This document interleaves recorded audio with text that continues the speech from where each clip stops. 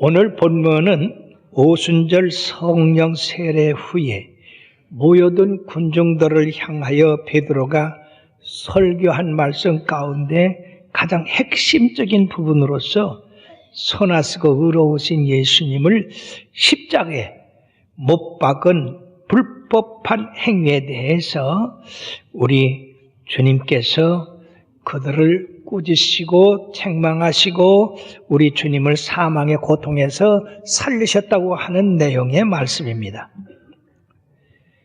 예수님의 십자가는 인류를 구원하시기 위한 하나님의 정하신 뜻이었지만은 그 예수님을 법없는 자들의 손에 의해서 십자가에 못 박도록 결정하고 실행한 그 사람들에 대해서는 죄 없다고 할 수가 없다고 하는 겁니다. 그리고 오늘 베드로는 23절 하반절 말씀에 법없는 자들의 손을 빌려서 못 박아 죽였다고 이렇게 이야기하고 있습니다. 우리 예수님께서 두 번의 불법한 재판을 통해서 어떻게 사형에 이르게 되었는가? 그러나 우리 하나님은 이 사람들의 불법한 것을 다시 공의로 세우셔가지고 올바른 정의가 이 세상에 서도록 하셨는가에 대해서 말씀드리므로, 사랑하는 여러분들은 세상에서 억울한 일 당하고 참으로 모순된 일을 만나서 많은 손해를 본다 할지라도 항상 주님의 말씀을 붙잡고 의롭게 살게 되도록 주님의 이름으로 축원합니다. 먼저 주님의 그 불법한 재판을 한 사람들이 산헤드린 공회원이었다고 하는 겁니다. 산헤드린 공회라는 그 의미는 유대인의 최고 의회로서 제사장들과 서기관들과 장로들과 지도급 인사들로 구성되는데 71명의 회원을 가지고 있습니다. 의장은 대제사장이며 이 유대인들이 이 의회를 통해서 세속적인 일이나 종교적인 일들을 관할하고 통할하고 법 집행을 행사할 수 있는 유일한 기관이면서 범법자들을 처벌할 수 있는 기관이다 하는 것입니다. 그러나 그들은 사형을 시킬 수는 없습니다. 왜냐하면 그 당시 유대는 로마의 지배하에 있었기 때문에 사형을 시키는 것은 바로 로마 총독의 권한에 있었기 때문입니다. 산헤드린 공회가 최고 의결 기관으로서 예수님에 대하여 사형 언도를 내렸지만은 예수님을 죽일 수가 없으니까 빌라도에게 예수님을 데리고 가서 십자가형을 해달라고 그들이 청구를 했습니다. 놀라운 것은 예수님이 정말로 신성모독죄를 져서 죄를 졌다고 한다면 이 산헤드린 공회원은 예수님을 돌로 쳐 죽게 했을 것인데, 바로 성경의 뜻을 이루기 위해서 예수님이 십자가형을 받게 됐다고 하는 겁니다. 그것은 이사야 53장에 나와 있듯이 그가 찔림은 우리의 허물을 인하며 그가 상함은 우리의 죄악을 인함이라. 그가 징계를 받음으로 우리는 평화를 이뤘고 저가 채찍에 맞음으로 우리가 나무를 입었다고 하는 이 말씀은 십자가형을 가리키고 있는 것입니다.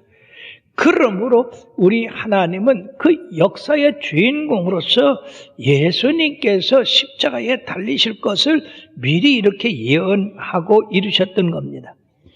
그러면 이 산헤드린 공회원들이 불법 재판을 했다고 하는 것은 우리들이 어떻게 알 수가 있느냐?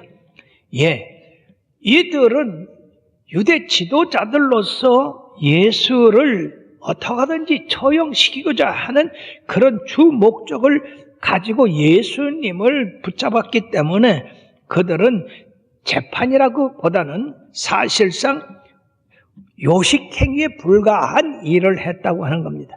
그 이유가 뭐냐? 첫째는 재판 시기입니다. 유대 소송법에는 일반적으로 야간 재판에 금지되었지만은 이 사람들은 그 법을 어기고 바로 야간에 재판을 했고 그 한밤중에 이루어졌다. 그리고 재판 장소는 원래 엄연히 사내들은 공회당이야 됨에도 불구하고 대제사장 가야바의 뜰에서 재판이 열려졌다고 하는 겁니다. 뿐만 아니라 범죄자가 있으면 변호인이 있어야 되는데 예수님을 변호한 사람은 하나도 없었다고 하는 것이고, 오히려 거짓 증인을 세워서 그들이 증거하게 했습니다. 그 거짓 증거가 바로 마가복음 14장 57절 58절에 나와 있는데, 어떤 사람이 일어나 예수를 쳐서 거짓 증언을 하여 이르되 우리가 그의 말을 들으니 손으로 지은 이 성전을 내가 헐고 손으로 짓지 아니한 다른 성전을 사흘 동안에 지으리라 하더라 하되 그것이 성립되질 못했습니다.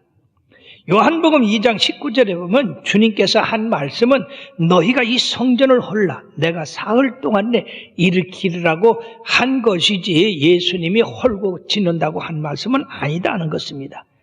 바로 예수님이 하신 말씀은 영적인 말씀으로서 예수님의 그 몸된 육체를 가지고 말씀하신 것입니다. 3일 만에 주님이 부활하신다고 하는 그런 예표를 말씀하신 건데, 이 사람들은 영적인 사람들이 못돼서 육적인 생각을 하니까 그것이 증거로 채택되지 못했어요. 그럼에도 불구하고 예수님을 신성모독죄로 몰아갔는데, 이 거짓 증언에 대해서 예수님께서 묵비권을 행사했어요. 그럼으로써 예수님이 평상시에 나는 하나님의 아들 그리스도라고 이렇게 말씀하신 거에 대해서 이 대제사장이 예수님에게 이걸 물음으로 말미암아서 이걸 책잡고자 했던 것입니다.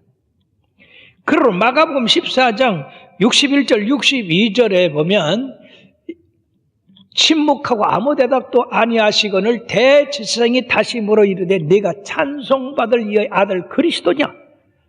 즉 하나님의 아들이냐? 그때 예수님이 뭐라고 그랬냐? 그렇다. 내가 하나님의 아들이다. 그리고 덧붙여서 내가 그 나라 내가 그니라 인자가 권능자의 우편에 앉은 것과 하늘 구름을 타고 오는 것을 너희가 보리라 하시니 대제사장이 옷을 찢고 더 이상 예수님의 말을 들을 수가 없다. 이건 신성모독죄다. 왜 어떻게 인간이 하나님의 아들이라고 하느냐, 이렇게 신성모독죄로 몰아갔던 것입니다. 22절의 말씀에 보면 이스라엘 사람들아 이 말을 들으라. 너희도 아는 바와 같이 하나님께서 나사렛 예수로 큰 권능과 기사와 표적을 너희 가운데서 베푸사 너희 앞에서 그를 증언했다. 이제 더 뭐가 필요하냐? 하나님의 아들이 세상에 오신다 하더라도 예수님보다 더 큰 일은 할 수가 없다고 하는 의미입니다. 그럼에도 불구하고 이 사람들은 시기 질투로 해가지고 사람들이 예수님 앞에 쏠리니까 예수님을 죽여서 자기들한테 이렇게 쏠리게 하려고 했는데, 바로 이것은 예수님 당시에만 일어난 사건이 아니라 인간이 처음 세상에 만들어져서 가인과 아벨 두 형제가 살았는데, 아벨은 의로운 사람이고 가인은 죄인이에요.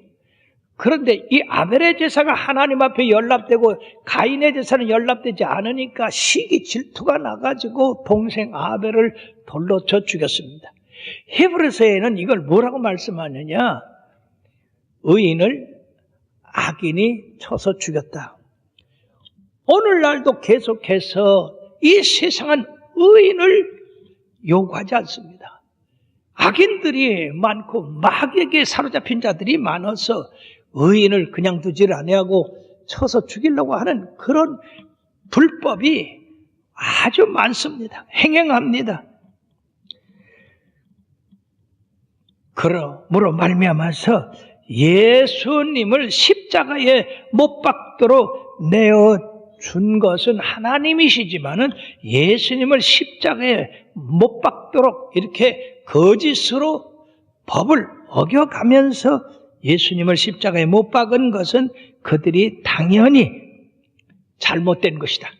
산헤드린 공회는 의를 위하고 질서를 위해서 세워진 그런 의회인데 그들이 도리어 범법을 했다고 하는 것입니다. 그러므로 사랑하는 성도 여러분들이요, 여러분들은 이 세상을 볼 때 바로 보고 바로 듣고 바로 판단하는 그런 능력을 가질 수 있도록 항상 주님 앞에 의탁해서 주여 공의로운 삶을 살고 공의로운 판단할 수 있도록 도와달라고 기도해야 될 줄 믿습니다. 두 번째, 이 불법을 행한 자가 빌라도의 심판입니다. 자, 밤새도록 예수님을 심판해서 사형에 해당된다고 결정한 그들은 날이 새기도 전에 예수님을 총독 빌라도에게 넘겨주러 왔습니다. 빌라도는 예수님에 대해서 소문은 들었지만은 그가 악한 사람이라고 하는 말은 듣지 않았습니다. 그래서 총독이 예수님한테 묻습니다. 내가 유대인의 왕이냐? 그때 예수님께서 내 말이 옳다. 참으로 주님께서 이 신문 받을 때 옳은 건 옳다 하고 그런 건 대답을 안 했어요. 왜냐하면 그들은 엎어 씌우기를 잘하니까. 자, 그래서 이 빌라도는 신기해서 유대인의 왕이 붙잡혀 오다니 그래가지고 이것저것 여러 가지를 물었으나 예수님께서는 대답하지 않았습니다. 답답한 이 빌라도는 그들이 너를 쳐서 얼마나 많은 것으로 증언하는지 듣지 못하느냐? 그렇게 대답하라 그랬지만은 한마디도 대답하지 않았습니다. 이 빌라도는 놀라워했습니다. 예수님은 이 무죄한 자인데 어떻게 해서 끌려왔나? 그래서 어떻게든지 이 예수님을 놓아주려고 마음을 먹었습니다. 거기다가 이 재판하는 과정의 아내로부터 전갈이 왔는데 마태복음 27장 19절의 말씀에 보면 총독이 재판석에 앉았을 때에 그의 아내가 사람을 보내 이르되 저 옳은 사람에게 아무 상관도 하지 마옵소서 오늘 꿈에 내가 그 사람으로 인하여 애를 많이 태웠나이다 하더라. 그래도 무시를 했습니다. 뿐만 아니라 죄인인 바라바는 놓아주고 예수님은 십자가에 못 박는 그런 일을 감행했다고 하는 겁니다.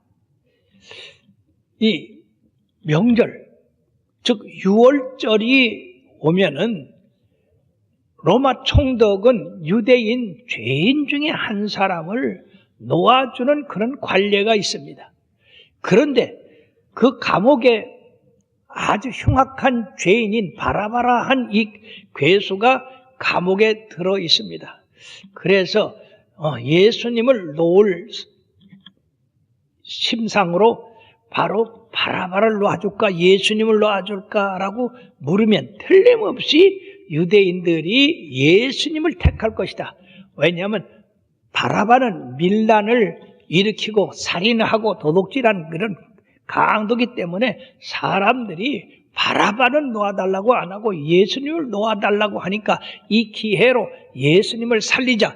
그래서 이 빌라도는 이 군중들 앞에 가서 내가 명절이 되면 한 사람을 놓아주는 예가 있는데 너희들에게 바라바를 놓아줄까 아니면 예수님을 놓아줄까? 그랬더니요, 세상에 이 빌라도의 생각과는 정반대로 그 군중들이 바라바를 우리에게 주셨어요. 빌라도가 가만히 보니까 만약 예수님을 놓아줬다가는 이 밀란이 일어나거든, 폭동이 일어나고 그렇게 되면 이게 총독으로서 감당할 힘이 없으니까 예수님을 그들에게 넘겨주면서 물을 가져오라 하고 자기는 그 물에 손을 씻으면서 이 사람의 피해에 대하여 나는 무죄하니라고 그랬습니다. 마태복음 27장 24절의 말씀에 보면 손을 씻으며 이르되 이 사람의 피해에 대하여 나는 무죄하니 너희가 당하라. 그렇게 했을 때에 유대인들이 뭐라고 했습니까?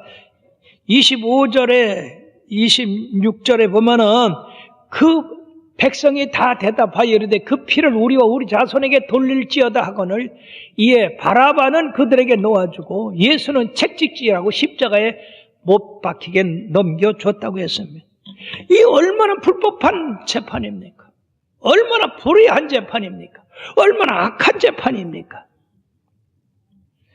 사람들은 이 악한 일을 행하면서도 양심의 가책을 받지 않고 있어요.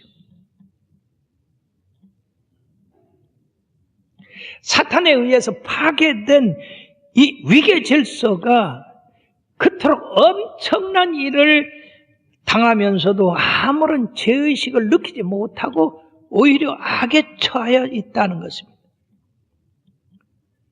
유대인들은 그들의 말이 어떤 결과를 가져올지도 모르고 그 피를 우리와 우리 자손들에게 돌려달라고 했습니까? 여러분, 우리가 하나님 앞에서 말을 조심해야 됩니다. 그리고 전도서는 너희가 하나님 앞에 갈 때에 말을 조심해라 그랬습니다. 왜 그러냐면요, AD 70년 후에 2000년도까지 거의 1900년 동안 이 이스라엘은 나라를 잃어버리고 전 세계에 흩어져서 나그네 생활, 방랑자의 생활을 하며 더군다나 모든 사람에게 죽임을 당하고 핍박을 당하는 그런 일을 당했어요. 특별히 2차 대전 때 히틀러는 유대인들을 600만이나 학살을 했어요. 지금도 역사학자들은 왜 히틀러가 한두 사람도 아닌 600만을 학살을 했는지 그 의미를 알지 못한대. 이것은 유대인들이 의인인 예수님을 십자가에 못 박게 하고 그리고 그 피를 우리와 우리 자손들에게 돌릴지어다 하는 그 말 때문에 그대로 이루어졌던 겁니다. 그럼 빌라도는 예수님을 놓아주려고 마음을 가졌지만 할 수 없이 군중들의 그 압박에 매여 가지고 예수님을 놓았으니까 거기다가 손을 씻고 나는 무죄하다 했으니까 죄가 없는가? 절대 그렇지 않습니다. 빌라도가 예수님을 십자가에 못 박도록 내줬기 때문에 그는 바로 1급 살인자인 것입니다. 우리 믿는 사람들이 사도신경을 할 때마다 뭐라고 합니까? 빌라도에게 고난을 받으사 십자가에 못 박혀 죽으시고 그는 후에 로마에 들어가서 이 저주를 받고 죽었다고 하는 얘기입니다. 이와 같이 예수님은 세상에 오셔서 착한 일만 하시고 선한 일만 하시고 우리들을 생명을 주고 더 풍성해 주려는 그런 일만 하셨는데 이런 억울하고 불법한 재판을 통해서 십자가에 못 박혀 돌아가시게 되었으니 이거 가만히 두면 그대로 두면 여러분들의 영원히 예수님은 죄인이 되고 맙니다. 그러나 세 번째 재판이 있습니다. 이 재판은 최고 권위의 재판으로서 하나님의 재판입니다. 하나님의 법정입니다. 사랑하는 여러분, 우리가 이 세상에서 억울한 일 당하고 모함받고 손해보고 불의한 일을 많이 당해서 참으로 고통스럽다 할지라도 우리의 그 모든 일에 대해서 공의와 정의, 올바른 판단을 하는 법정이 있다는 사실을 기억하시길 바랍니다. 바로 그 법정이 하나님 앞에의 법정입니다. 사람이 한 번 죽는 것은 정한이지요. 그 후에는 심판이 있으리라. 반드시 우리들이 이 세상에서 행한 일대로 주님 앞에 가서 우리가 심판을 받는다고 말씀하고 있기 때문에 세상에서 거짓과 술수와 모함과 배반 이런 것들이 통할 줄 모르나 하나님 앞에서는 하나도 통할 수가 없습니다. 좌르나 우르나 치우칠 수가 없습니다. 공정한 판단을 받게 되는 것입니다. 선하고 의로우신 예수 그리스도를 불의한 재판관들에게 넘겨서 불법의 재판을 해가지고 사형을 시켰지만은 그보다 더 위대한 하나님의 재판관, 그 재판관이 그들의 잘못을 번복시키셨습니다. 그 번복시킨 것이 무엇입니까? 사람들은 예수님을 불법으로 처형했지만은 우리 하나님은 예수님은 죄가 없은 의로운 사람이다 라고 하는 것을 증거하기 위해서 주님을 다시 살리셨습니다.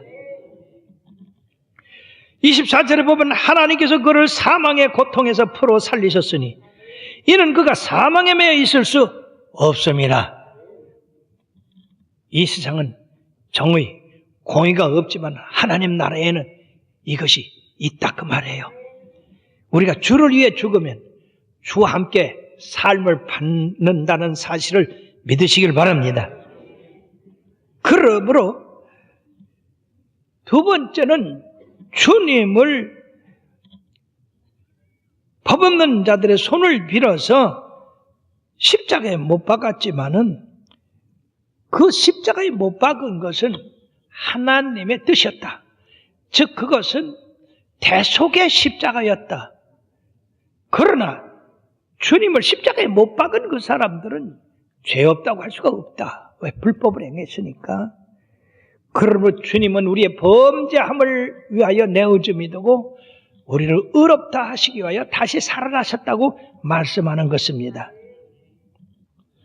주님은 비록 고난받으시고 십자가에 돌아가셨지만 주님께서 행하신 그 모든 일들이 선하고 착하고 의로운 것이었기 때문에 하나님이 그를 부활시키셔서 하늘에 올리셔가지고 하나님 우편에 앉게 하시며 그를 세상의 모든 권세를 부여해 주셨는데 하늘에 있는 것과 땅에 있는 것들과 땅속에 있는 모든 사람들을 다스릴 권세를 주셨다.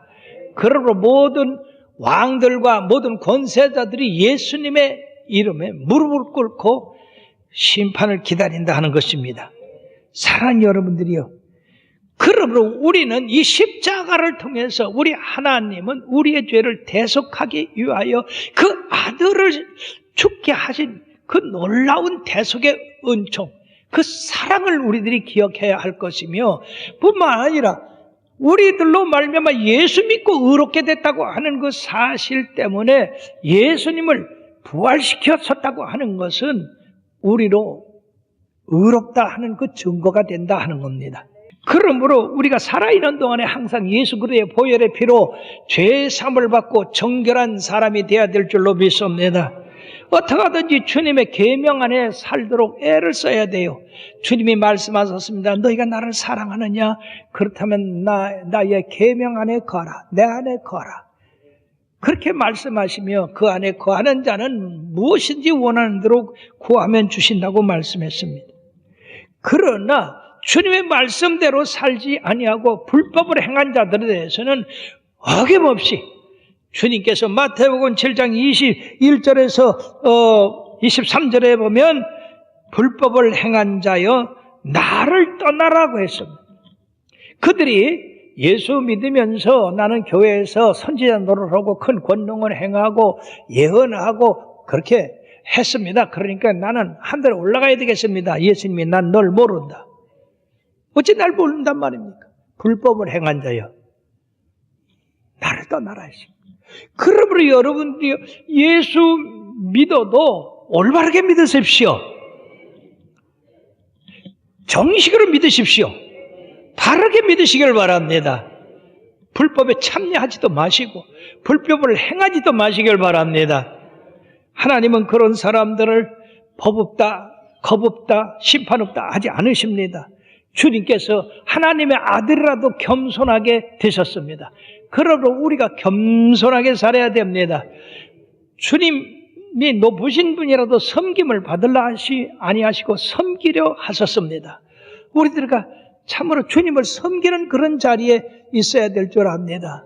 주님께서 당신의 몸을 찢어가면서 우리 모든 사람의 대속물이 되셨습니다.